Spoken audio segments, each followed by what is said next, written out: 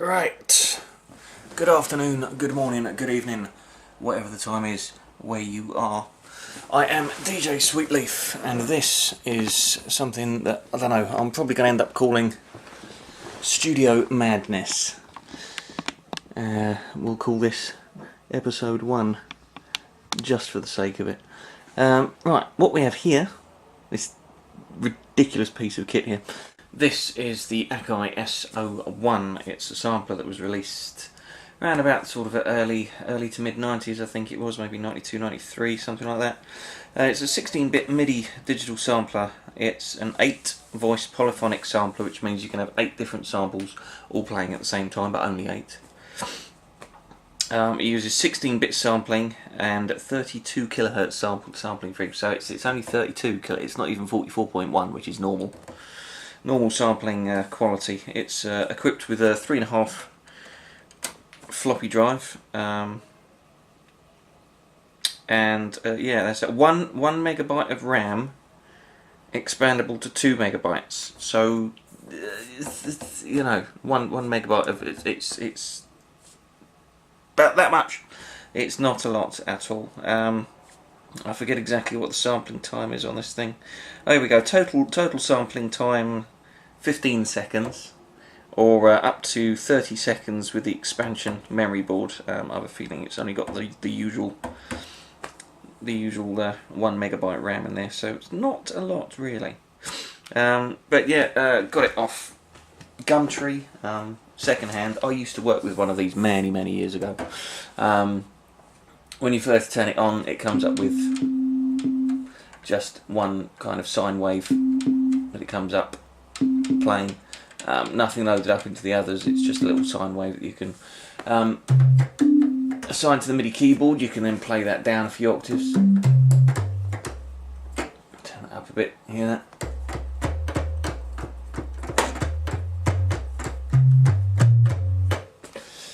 So yeah, you can have a whole bunch of fun using that. But does it still work? This is the question. I found an original Akai operating disc from a friend of mine who also has one of these.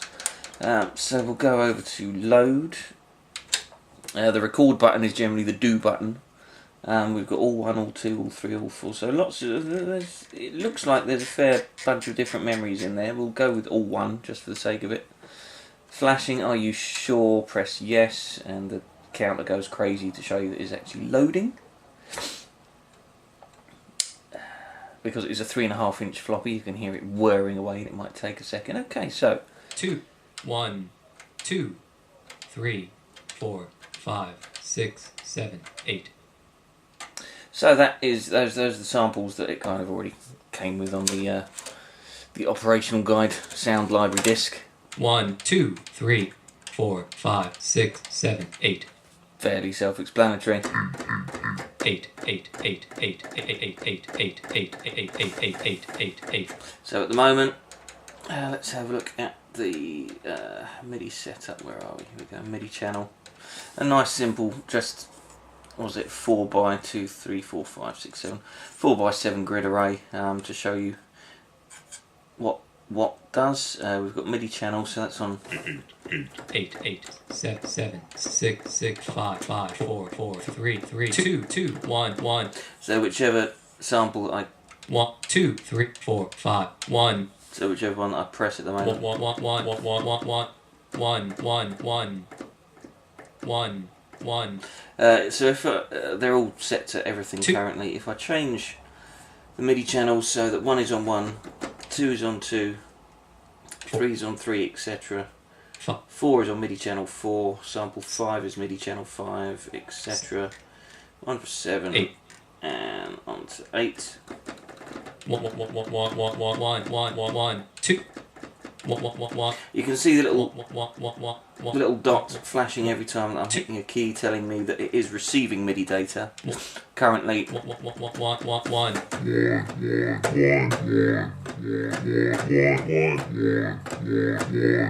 This is where you can really start to have a bit of crazy fun with it. This is just an old MIDI keyboard, just a spare one I had lying around. I'm using for this demo. We'll press, so now if I press MIDI channel and press 2. Okay, so each one was set to a program number. The program numbers are again information that can be selected via MIDI. For this demonstration I'm only using one MIDI keyboard, so technically it's one program output, but 16 different MIDI channels. So if we go back to MIDI channel 1, 1 MIDI channel 2, 2 MIDI channel 3, 3 MIDI channel 4, 4 MIDI channel 5, 5 6, 6 1 and so it goes on.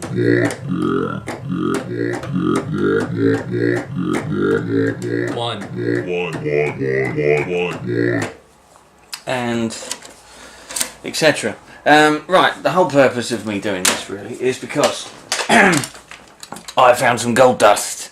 Yay, gold dust. These are, this is a collection of discs. This is why I keep almost everything when I can.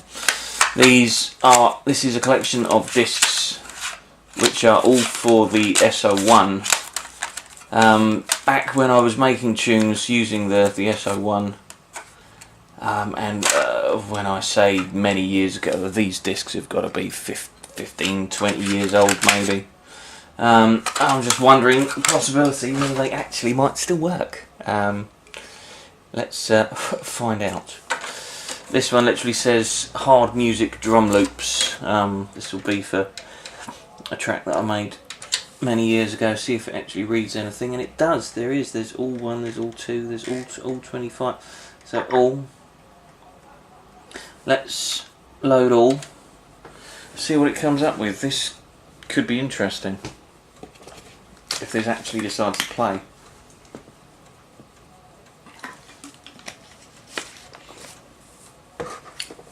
Remember, it's 16-bit playback, which is the same as CD, but it's only 32 kilohertz sample rate, which is lower than CD quality. So it's not going to be as good as CD quality, but this is what we were working with back then, and especially a lot of the old hardcore and jungle tunes made from 93, 94, 95 and onwards. I was making jungle from sort of about 94, 1995 roughly. I was about 15, a long time ago. That is ridiculous. So these are a bunch of samples.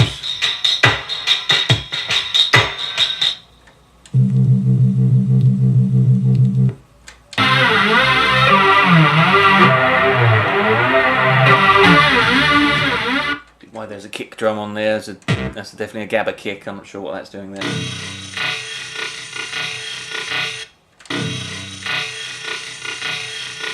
Ah. So that sample was taken just for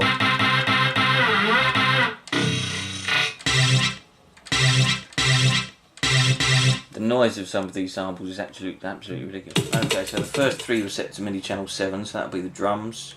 MIDI channel 6 is the bass sample. 2 is the stab. 10 is the kick. Very, very noisy. I believe that was taken from The Touch, Origin Unknown. Flip side of 31 Seconds, if you didn't know the tune. And that's another random.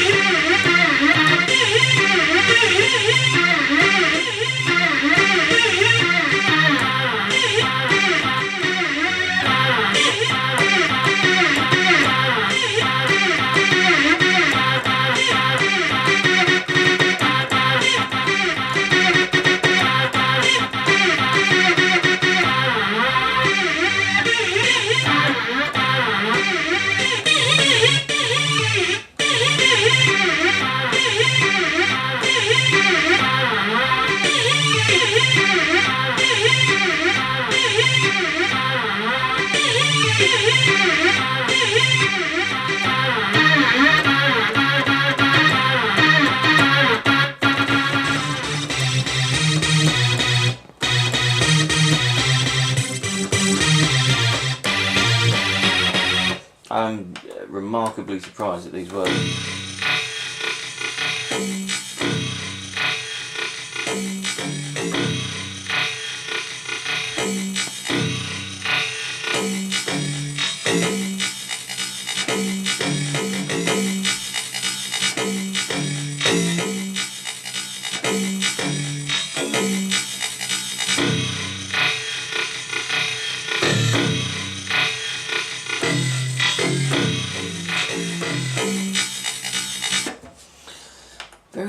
hardcore.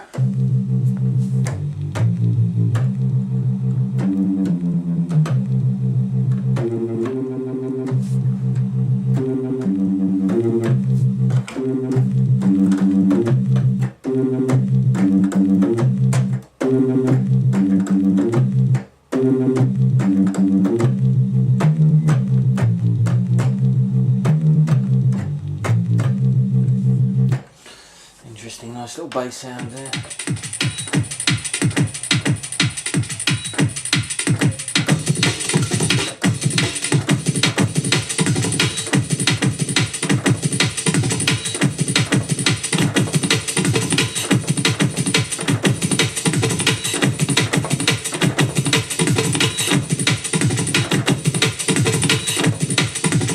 Each one of those is just a 4-beat loop.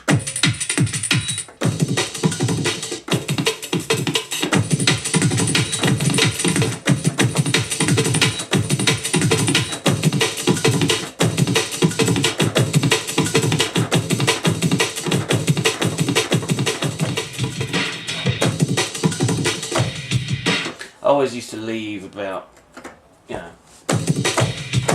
an octave between the beat notes, because then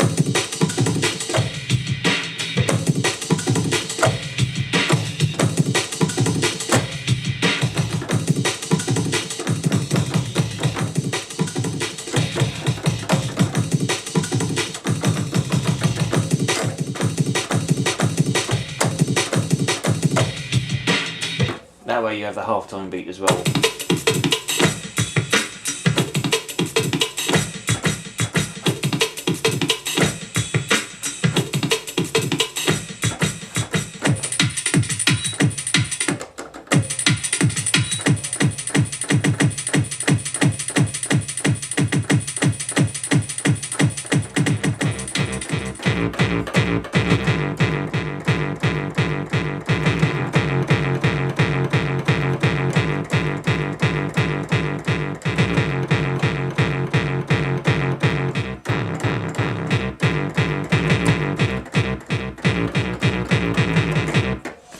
Very raw, nasty sound to it, because it is just raw and nasty.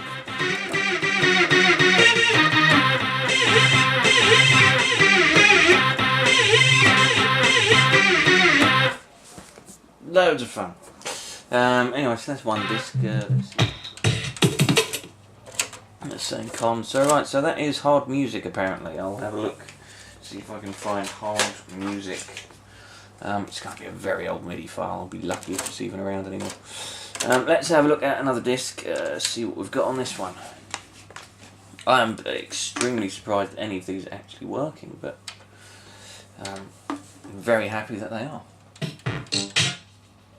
So there's 4 samples.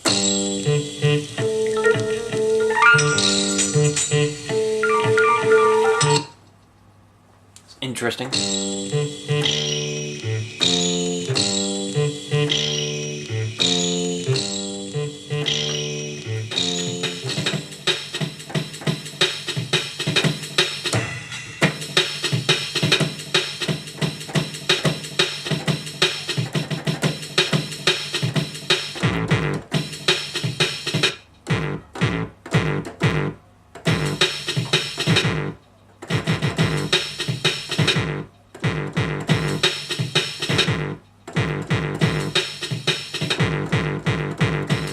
A remix where I was going to throw that sample in.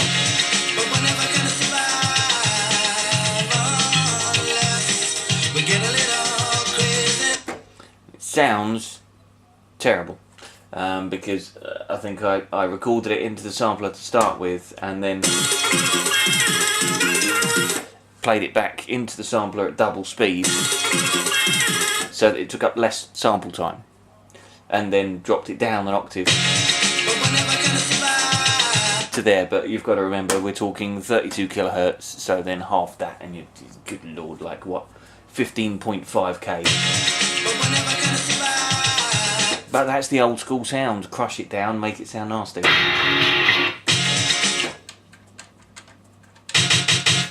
So there you go. That's it. It's I'm going to continue to load up some more samples. Let's see what we can find.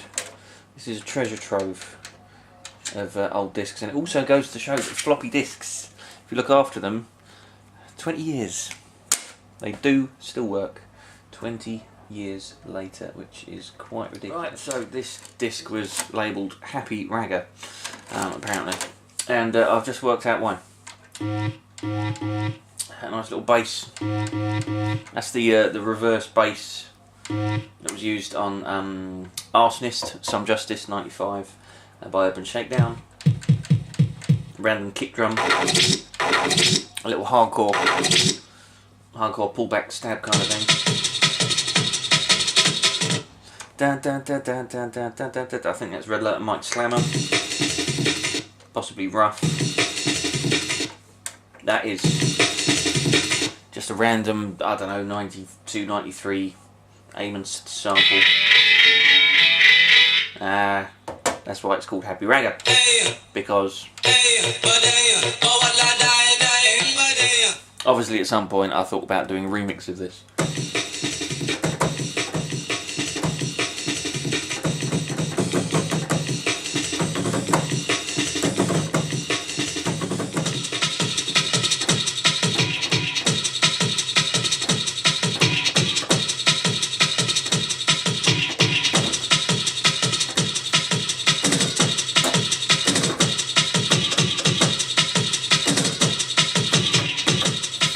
See, that's the thing, back then when they were doing all the old school hardcore stuff, there wasn't a lot that you could do with the samples you could.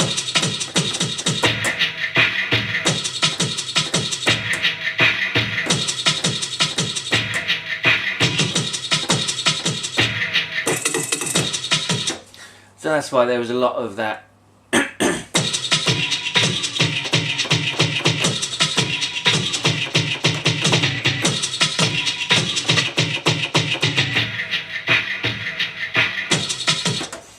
Kind of pitch changey stuff, because that's all they had to work with. So you had to get creative with what you had, and I almost like that idea.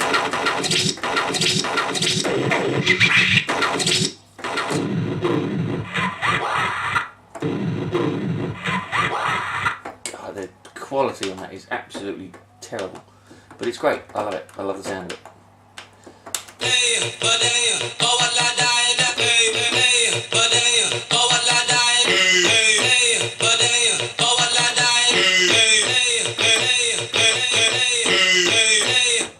You can have a lot of fun changing with the pitch and stuff like that. Random kick drum.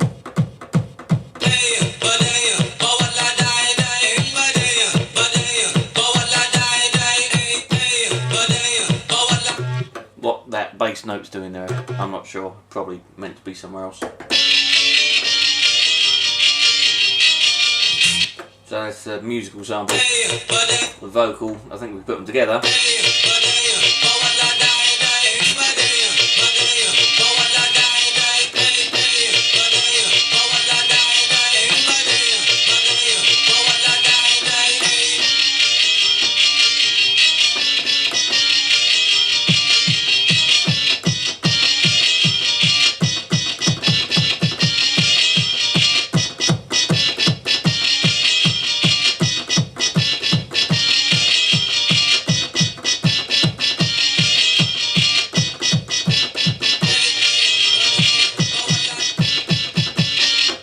This is why I use sequences for these, because you know, trying to play that live on the keyboard is pretty tricky. But still, there you go. 20-year-old discs, still working. Right, so I've found some rather interesting samples off another old disc that I've just dropped on the floor called Boom, which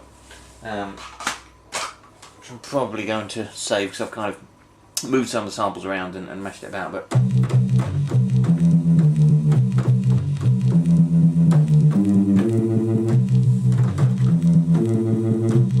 Nice scratchy old bass sound.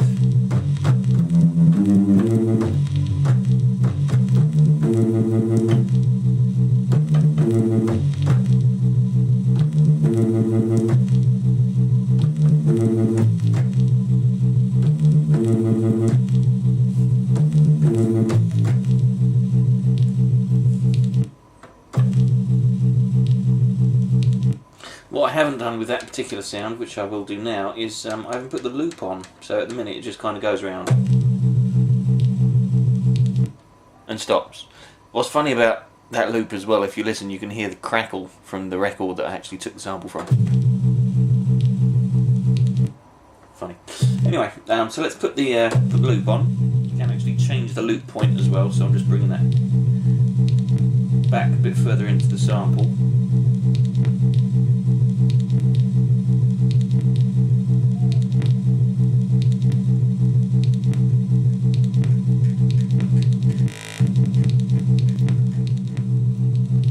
It's not bad. I'm going to trim the end of the sample up a little bit.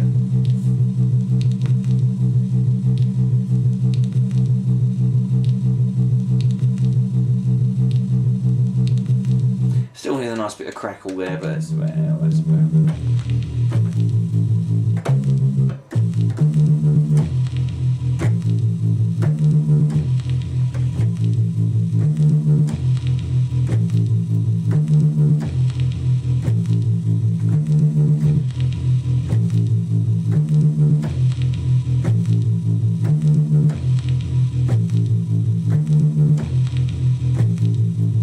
Terrorist there. That's probably where I got that sample from, to be fair.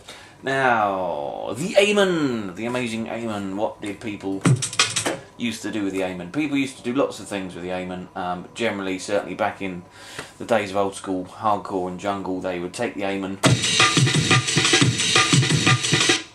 and they would chop it up into about 3 or 4 different bits so that you could then play it. So one from the kick drum, one from the hi-hat, one from the snare, and if you had one with a crash cymbal, then you could use one with crash. But I don't. This particular sample doesn't have a crash on it. So what you could do then.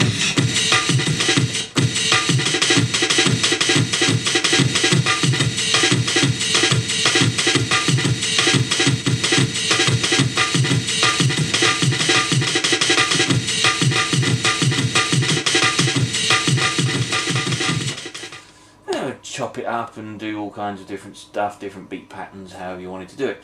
What I tended to do is some people would automate the transpose function, so they would kind of find the snare here, so there you go.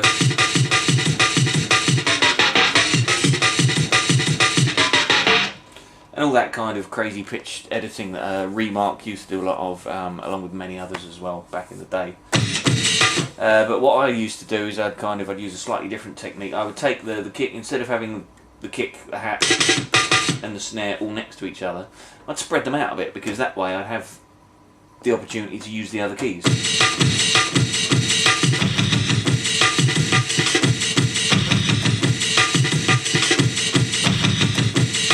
And again, drop it down for an octave for half time.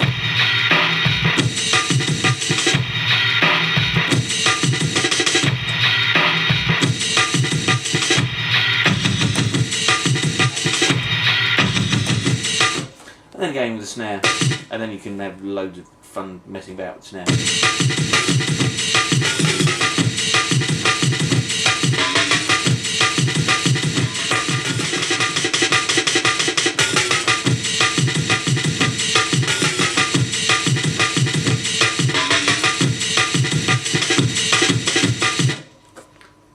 Ta-da!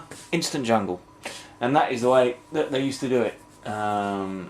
I know there's lots of beat slicers and Rex machines and all kinds of stuff that you can use these days, but that, for me, I think is probably one of the best ways of getting a proper raw jungle sound out of a chopped up beat loop or an A01.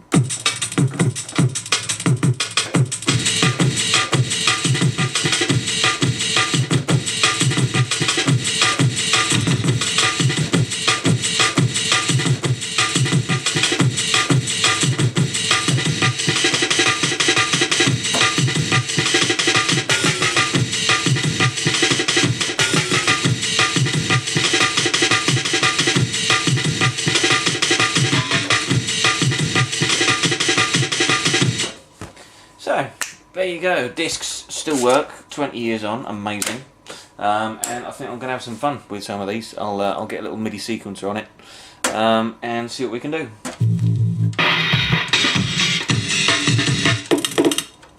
Ta-da!